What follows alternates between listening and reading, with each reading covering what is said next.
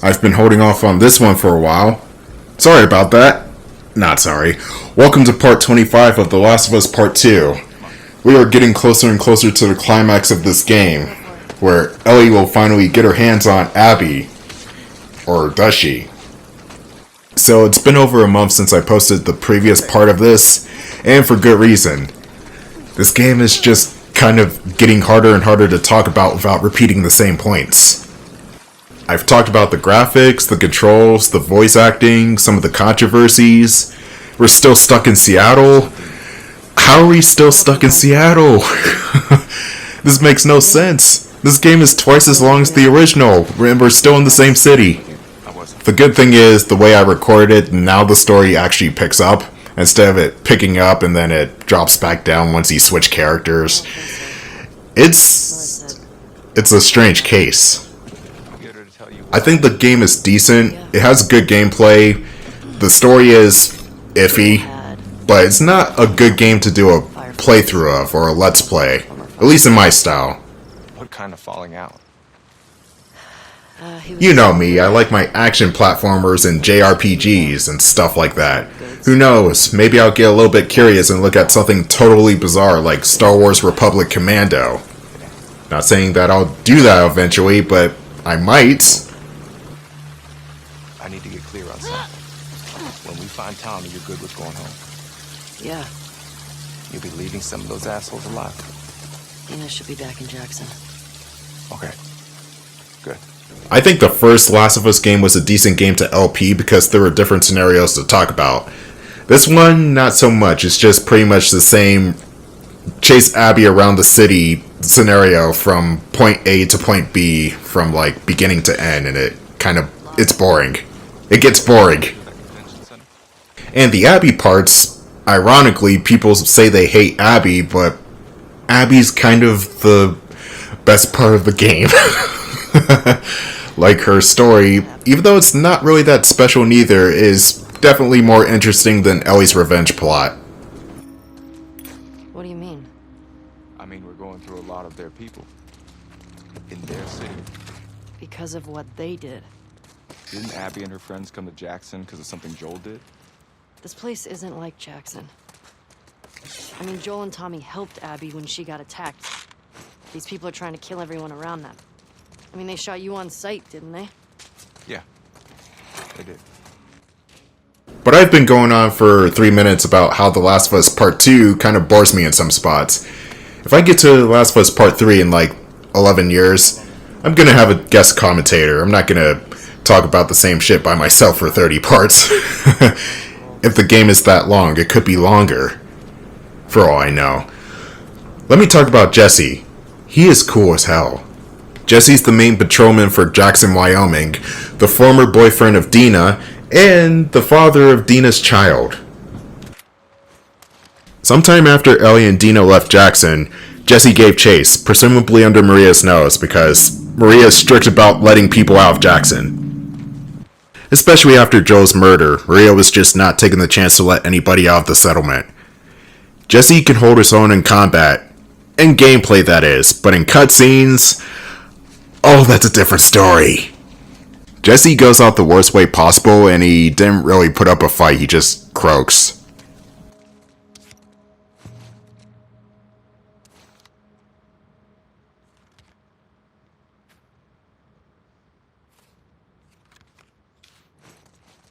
That was just me wasting more time searching the area, which I don't really need to do, by the way. I'm just doing it because there might be secrets here.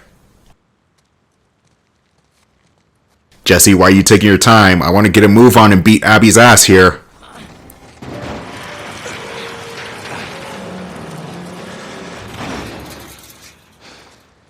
Through here. I just gotta ask.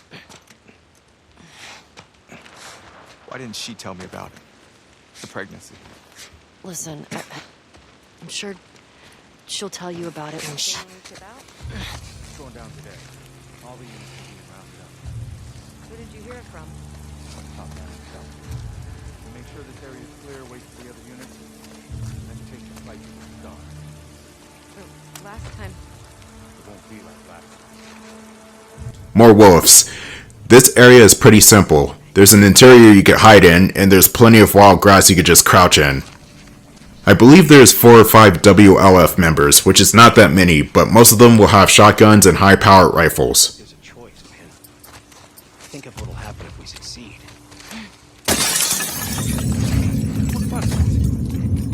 Let's see what's up. Keep an eye out. I'm using the storefront to get around the enemies and flank them. Now, I go about this situation kinda recklessly, but somehow I managed to walk away unharmed. I don't know how. I guess the wolf members have a bad case of the Bondian trope of not hitting your target.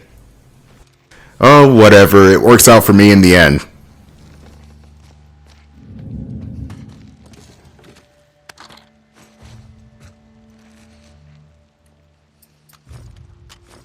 So I try to take the stealth approach here with moderate success. They do find me eventually, but I did take down at least 2 people. And like I said before, Jesus, Jesse, I thought you were somebody else. Like I said before, I walked out unscathed.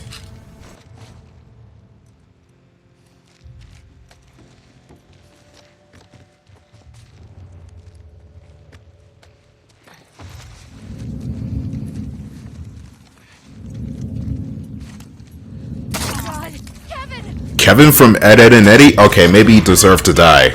Never liked Kevin.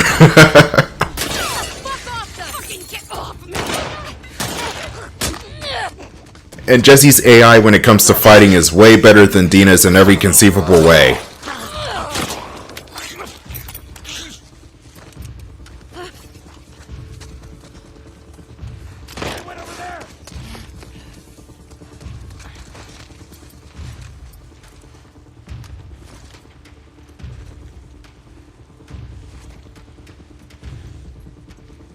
How'd they get away? Look everywhere. Go! Don't let them escape. Look in the tall grass, look in the tall grass. Nah, that's too easy. Let's just look under his truck instead. You can hide behind... Well, I guess you can hide behind trucks, but you can hide underneath trucks in this game too. You can hide underneath beds too, and basically anything that you can reasonably crawl under.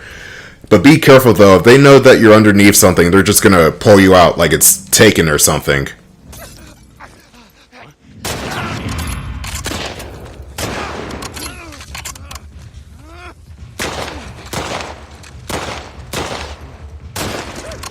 Fuck my leg! Oh, I love the ragdoll physics in this game. That'll do it. These wolves, man. So trigger happy. They're at war with this fucked up cult. Heard them talk about it. Seraphons or something, Seraphites. Scars is all I've heard them called. You run into any? No. You're lucky. Okay, so 70% of this game is weird and scary and terrifying and dark, and I don't want to play this anymore. And then there's the other 30% where it's like, okay, I'm liking what I'm playing here, and I kind of want to play some more because it's fun. Last of Us 2 is a weird game. I don't get it. There was another game that was like this, you know, okay, maybe not like this per se, but I was mixed on whether or not I'm having fun with it. I forgot what it was, though. I'm sure it will pop up again. I think it was Injustice. Yeah, the Injustice games from NetherRealm. Good fighting game, but a really shitty story. The story of those 2 games were bad. The first Injustice was pretty cool. Oh wait, first let me listen to this conversation. About comics. Trust me, I did not know about this conversation, I swear. Gathering for people who are really into this stuff. Like you, basically. You were born in the wrong time, man. Yeah, you were born at the wrong time, Ellie. Yes, you were indeed. This place is a shithole. But getting back to my subject with the Injustice games, the first game's story was not bad. I like Superman being the villain, but who can reasonably beat Superman in a fight other than Batman? Superman. That's literally the final boss. It's Superman versus Superman. Before, about Dina. You said she'll tell me when... Once things are wrapped up here. I guess at some point it'll get pretty hard to hide it. Do you know if she's gonna keep it? I don't. Of course she's gonna keep the baby. I mean, who's she gonna give it to? Her sister? Her mother, if she's even still alive? I'm not sure.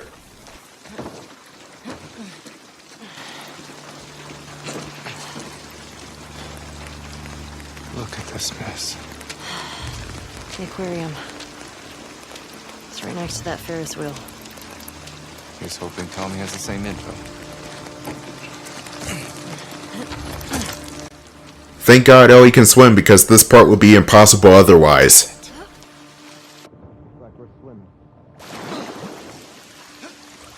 I got a question.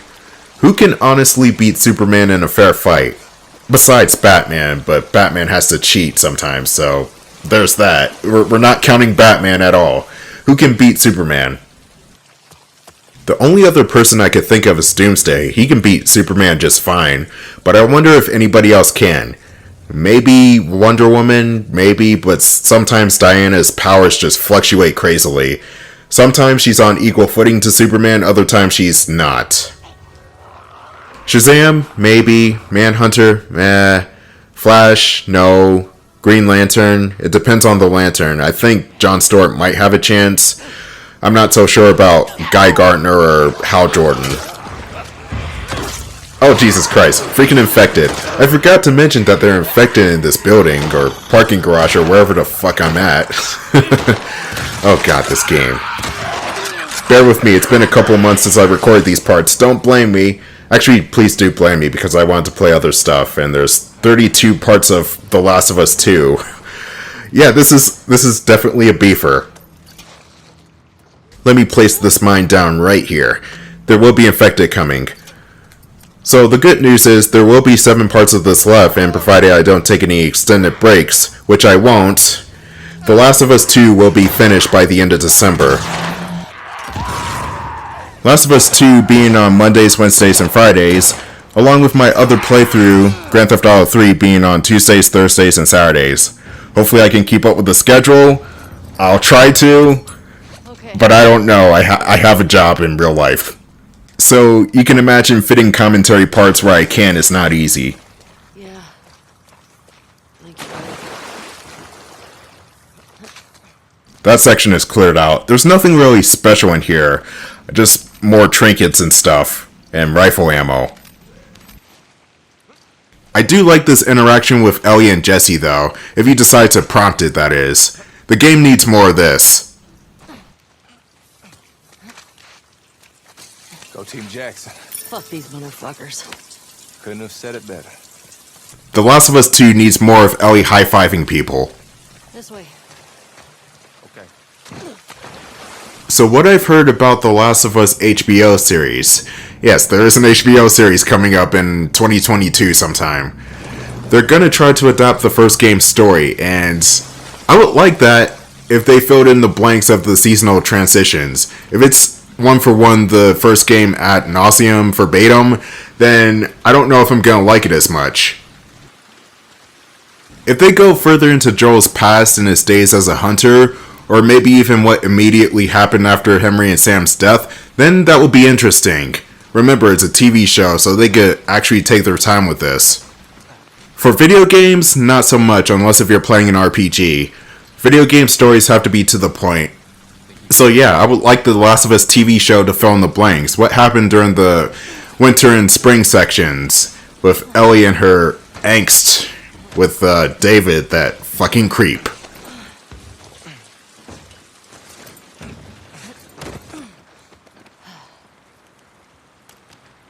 I would have come, you know, if you told me you were leaving. I didn't think you'd be okay with all this. I looked up to Joel. What happened to him was messed up. I would have come. Joel liked you a lot too, you know. He used to think I had a crush on you. Really? I mean, you're handsome and whatever, but I'm not into your type. What, Asians? Yeah, that's obviously what I meant.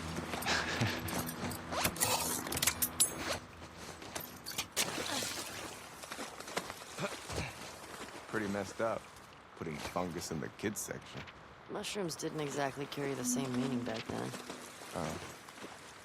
Yeah, I guess so. I just wanted to listen to that conversation, I don't know why. That's pretty much the highlight of the game are the conversations themselves, not so much the combat or the darkness. But as I was saying before, I think if they do this right, I think the best comparison The Last of Us could make is the Castlevania series that was on Netflix. Alien ghosts. Sound like something you'd like. Okay. What about you, smartass? Well, my mom only had this one kid's book, The Root Child, about this boy who turns into a forest to save his village. Okay. To keep things fresh, though, my mom would improvise different endings. This one time, the boy just let the whole village die. It gave me nightmares. It's dark. It's really sweet she did that. Yeah, Mom's a sweetheart. She's gonna go crazy when she hears about this baby. Sure. I could see that. Makes me wonder if that storybook Jesse was talking about is real or not. That's an interesting concept though, a book without a final page, therefore you have to make up your own endings each time. That's pretty genius. Actually, now that I'm thinking about it, A Clockwork Orange forgot the final chapter in some countries. Well, This place is fucked. blood's still wet. Let's get back to the street. Yeah. The Seraphite wars are heating up, the bodies are piling on, and goddamn is Seattle turning into a hellhole by the minute. Everyone here is either living dangerously or dying dangerously. There's no rest for the wicked.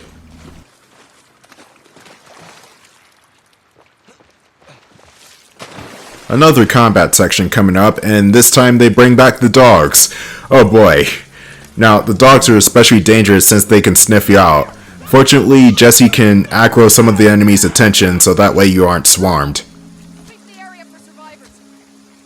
Dogs in this game have a tendency of not knowing what to do when you cap their handlers. Whenever you take out the owner but not the dog will just tend to wander around and whine. Stealthily, that is. You gotta make sure the dog doesn't know where you're at. You can't just go guns a-blazing and kill the owner and expect the dog to not do anything.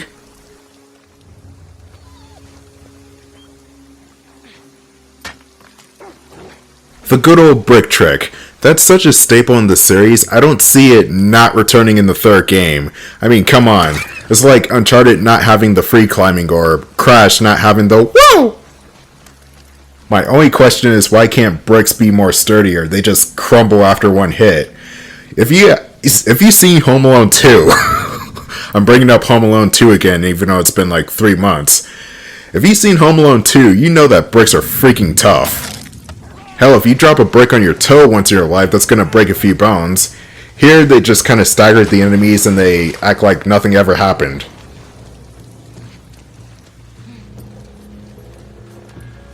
I do speak from some experience.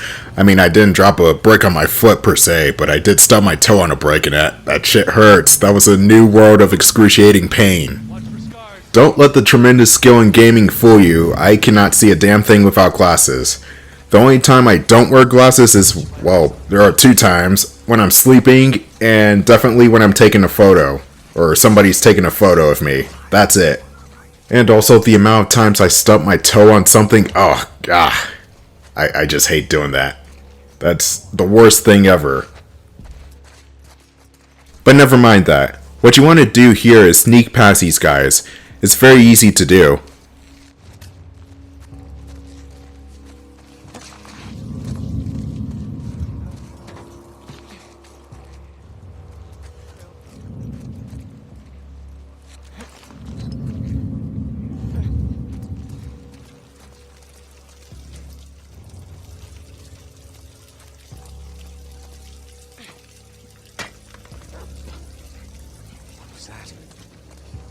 The exit's right under this truck or trailer, I'm not sure what it is, but you have to swim under it in order to escape. And even if the enemies are aware of your presence and are actively shooting at you, they won't chase you here.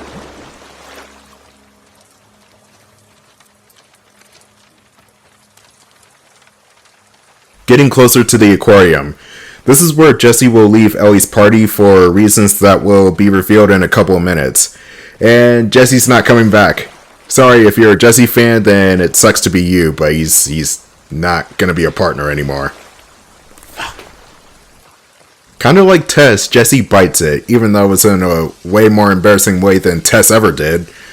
I mean, Tess went out in a badass blaze of glory, and Jesse just kind of... yeah, I don't know. For the amount of time Jesse's actually on screen, he's a pretty cool character. He's not the most interesting character, but he's alright. Going down this hole will lead to more items. I'm just gonna move on here because I don't need it.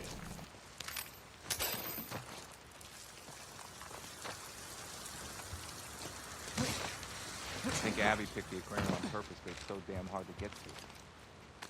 Maybe.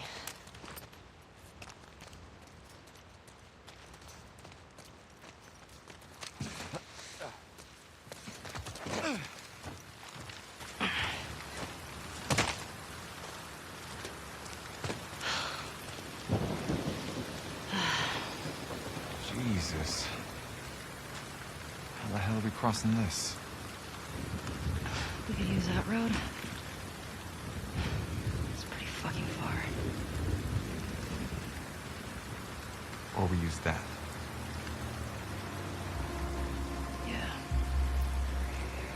That's better. Come on. This way. Are you basically asking me to be your boating buddy, Jesse? I thought you had Dina for this. Let's try through here. So what's the plan? We take these guys out, steal their boat? Definitely taking their boat. It's up to them if they want to get in our way. Small crew. Vandalism. What, I wanted to keep the running gag up. Believe it or not, the boat is kind of a short-lived mode of transportation in the next Ellie part. Short-lived in that the boat capsizes not 20 minutes after you get the damn thing.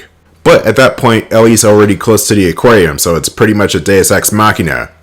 Again, in a game full of Deus Ex Machinas. That's like if my car broke down, but I'm the next right turn away from an auto repair shop. The convenience is through the roof.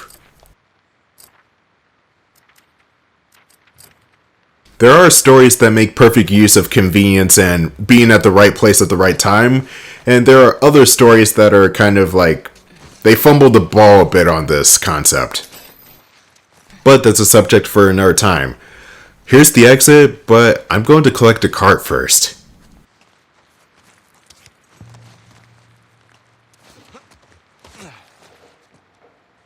This comic book character slash superhero or whatever the hell he is interesting in that he was bullied and the bullies just lured him into a Mayan tomb and he got powers from this freaking Mayan tomb. Why can't Naughty Dog make a game like that, please? That would be interesting. But knowing them, they probably won't because, I don't know, that wouldn't sell well, I guess. Got it. Come on. There will be enemies here, but I don't think they'll spot you. This way, come on.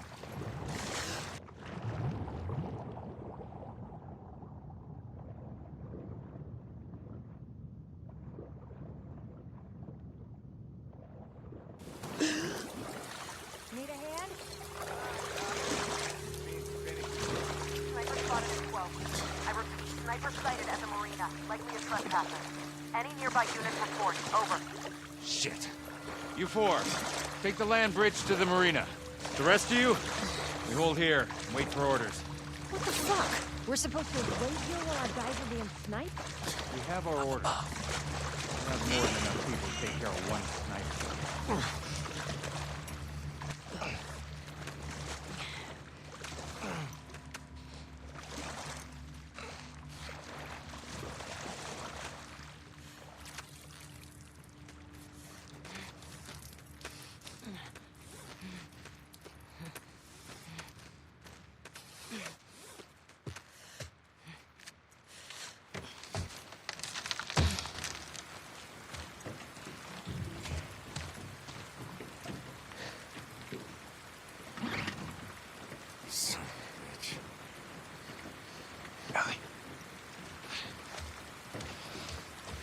get to the marina through here. No, we're taking a boat.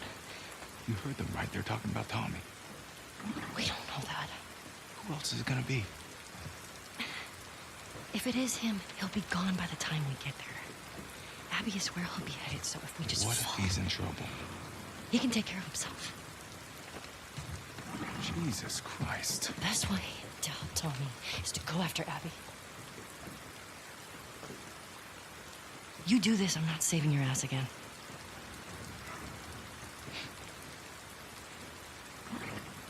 I really hope you make it.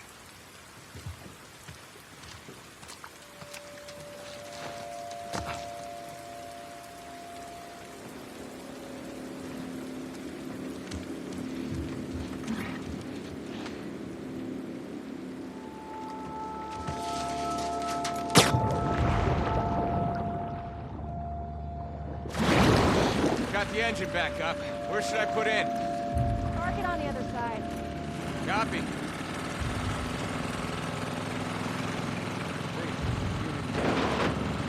Four soldiers to the marine.